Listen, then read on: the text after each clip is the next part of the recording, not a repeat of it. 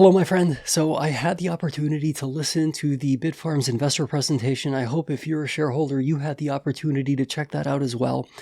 There was one question that jumped out at me as being particularly relevant. An analyst asked, hey, is there anything preventing Panther Creek from having a customer today? And basically Ben, in so many words, said, no, we have the land, we have the energy, we're ready to go. But given the nature of the customers we're talking to, the prospective customers we're talking to, they have a very stringent, deliberate process, and so it takes time. Now, I've been hearing words to that effect, not just from Ben, but from a lot of different players within the Bitcoin mining industry, specifically those companies that are making the pivot to HPC AI, of which Bitfarms is a major player in that pivot, right? Bitfarms, the way that I hear things being discussed, it kind of sounds like Bitcoin's going to be left in the dust. Bitcoin is the past. HPC AI hosting, if you want to call it that, right? HPC AI data centers, that's the future. Okay, so where are the customers?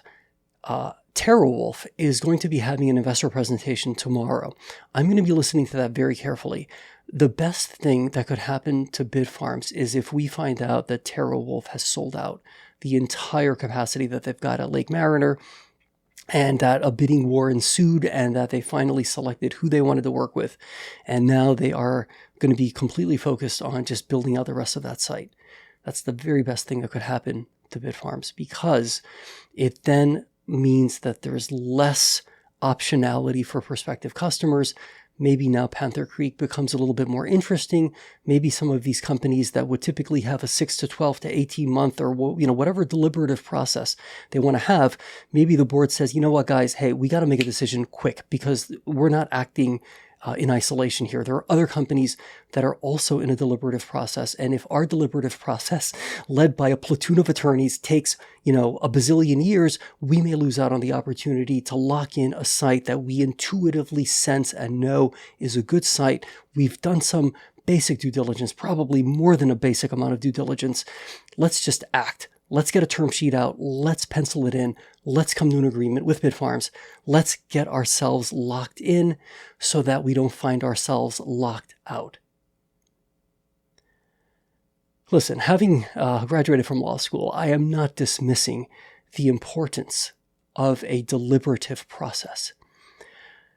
Having witnessed many of my peers in the legal profession, right? And the way in which the deliberation can just go on, and you can start to look at every detail from 1,000 angles. You could ask a bazillion questions. And at the end of the day, you're just like in decision fatigue. You're like, what do we do? Is it perfect? No, it's not quite perfect. Maybe we should deliberate some more.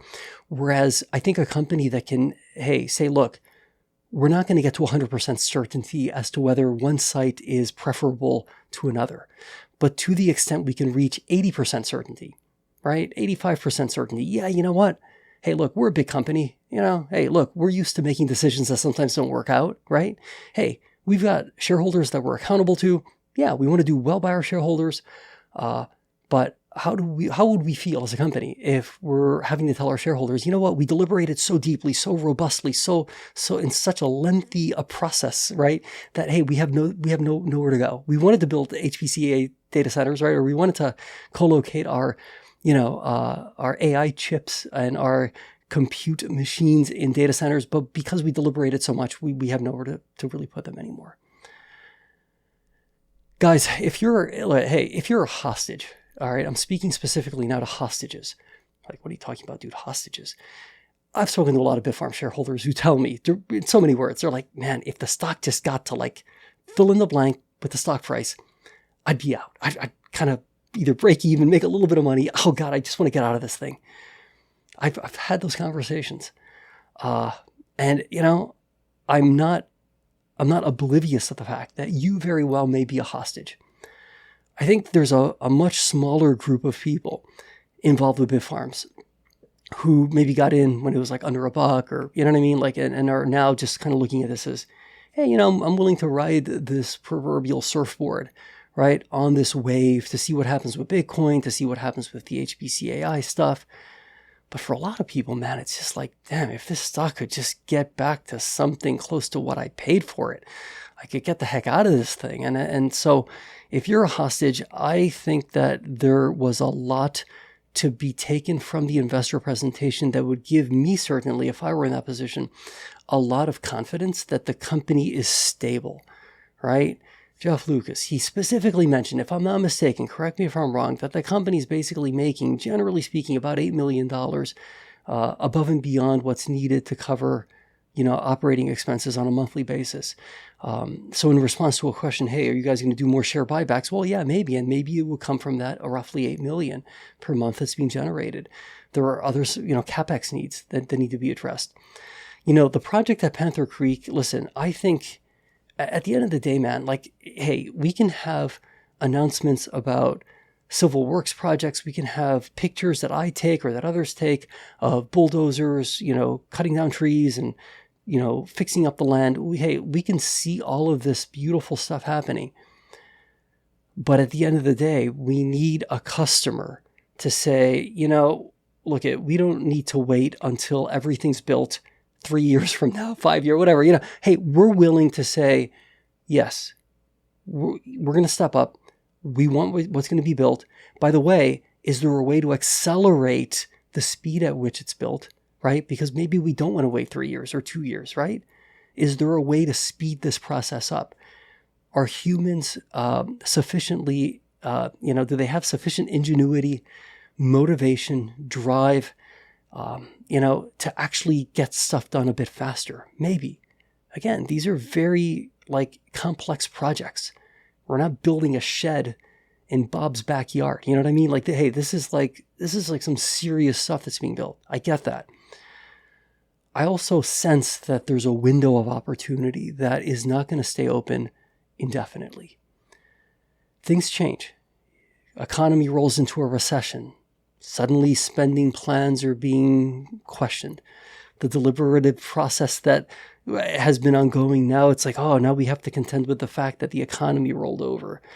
Is this the right decision? Now we need to think about whether or not the investments we make in having HPC equipment at a Panther Creek data center, is that going to be in the best interest of our shareholders? See, you start to get into all these additional issues that come up. These contracts that tend to get signed, at least based on what I've seen, this isn't like a 2-month deal, right? This is more 10 years, sometimes even longer. So the biggest catalyst that could occur, I think there are 2 catalysts that could occur for Bitfarms. One is that the company is, hey, someone offers to buy them again. I'm not saying Riot, it could be someone else.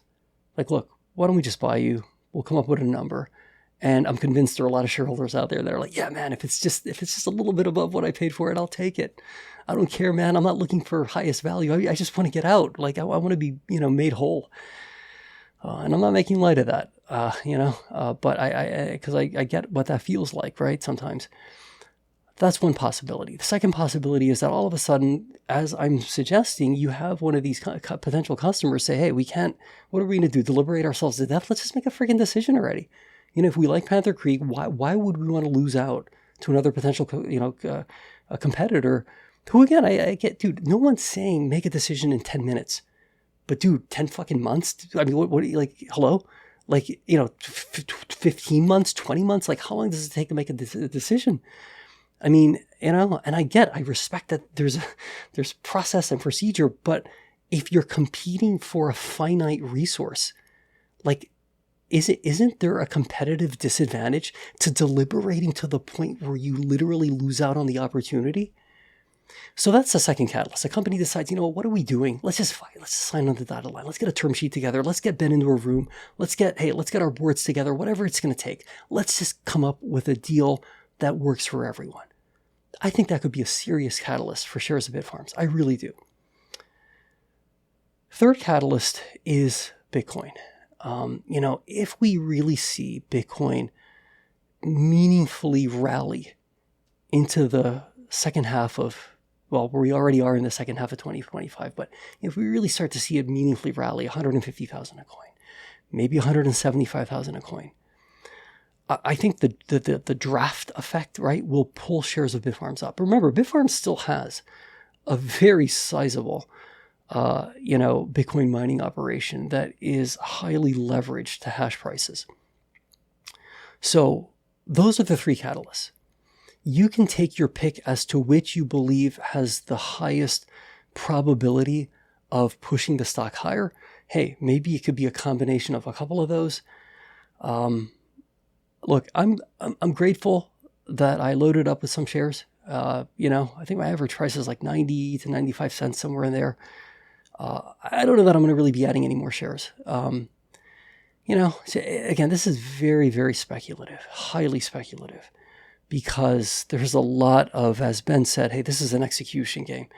I mean, it sounds like this T5 company, right, that Bitfarms is working with, it sounds like they're a full service shop. So, hey, they're going to handle everything soup to nuts, which is amazing. That's awesome. That's great. But, at the end of the day, man, we need a customer, right? You need a customer.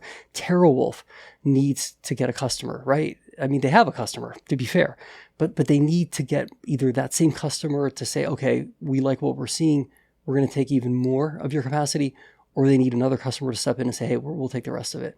See, at some point, we need to have more action.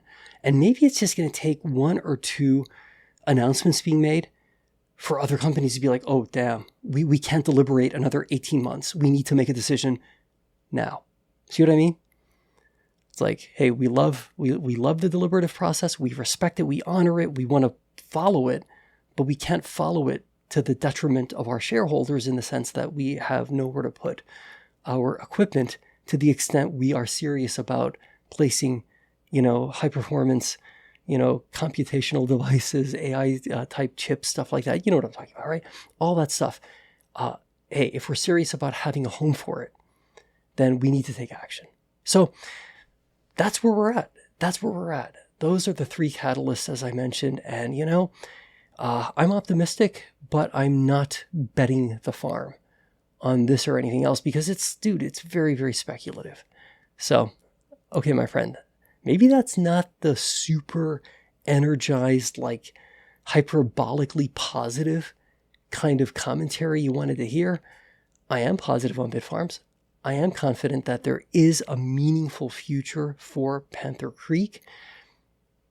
But just because I see that future doesn't necessarily mean that a potential customer is going to think the same way and come to a decision. That's all that's really needed, for somebody out there to say, you know what, we need to make a decision. So, okay, let's stay positive. Let's be great. And we will definitely see each other again soon. And I am interested in seeing what happens with TeraWulf's investor presentation tomorrow. I may even discuss some of what they share, because I think it's relevant to Bitfarms indirectly. Okay, that's all for now.